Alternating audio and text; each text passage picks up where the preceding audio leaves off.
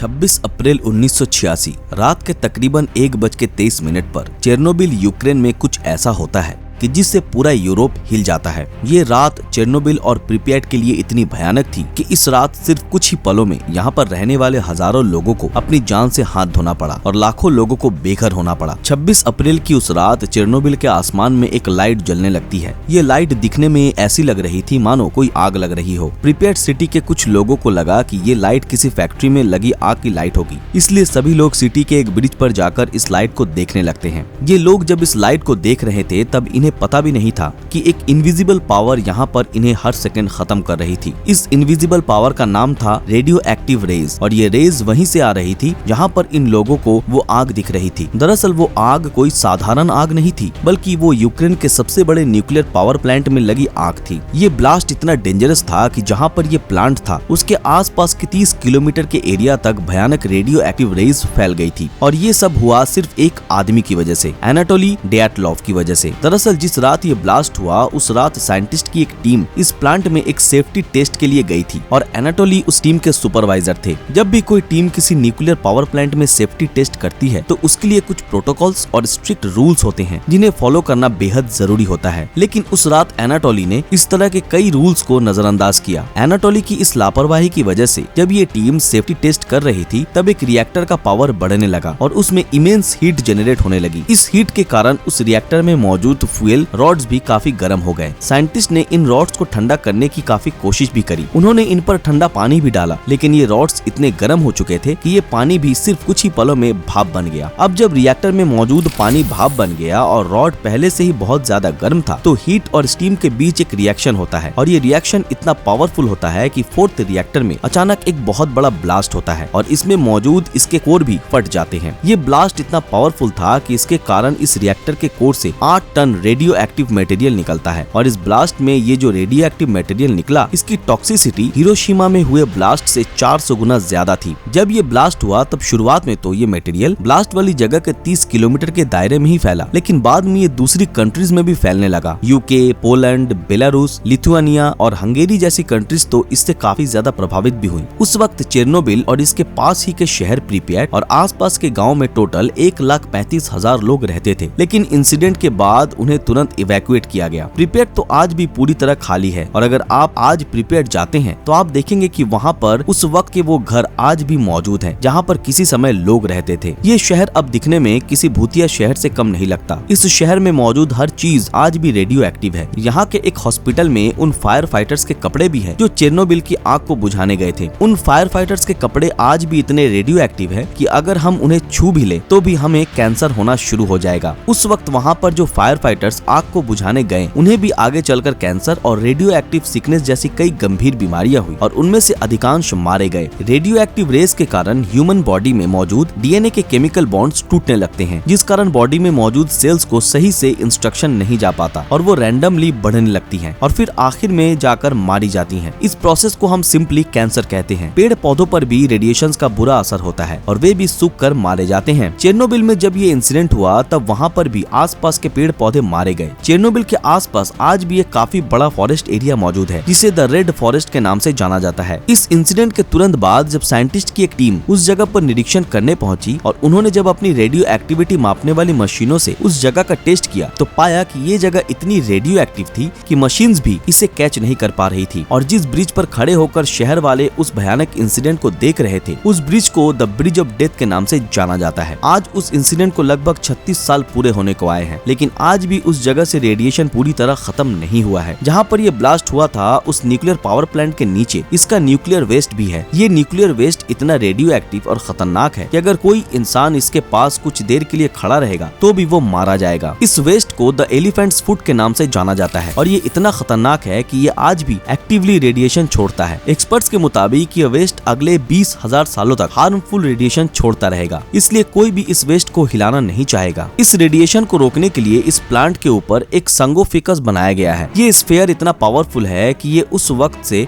Radiation की एक भी रेज बाहर नहीं आने देगा। इस स्फीयर को लगाने के बाद आज चेर्नोबिल के आसपास पेड़ पौधे फिर खिलने लगे हैं। तो दोस्तों ये थी कहानी दुनिया के सबसे खतरनाक न्यूक्लियर एक्सीडेंट की। दोस्तों इस बारे में आपकी क्या राय है हमें कमेंट में जरूर बताएं। तो अगर आज का हमारा ये वीडियो आप लोगों को पसंद आया तो इस वीडियो को लाइक और ज्यादा से ज्यादा शेयर जरूर करें। अगर आप हमारे इस चैनल पर नए हैं तो हमारे चैनल को सब्सक्राइब करके बेल आइकन ऑन कर दें। तो फिर मिलते हैं आपके साथ अगले वीडियो में, तब तक के लिए अलविदा।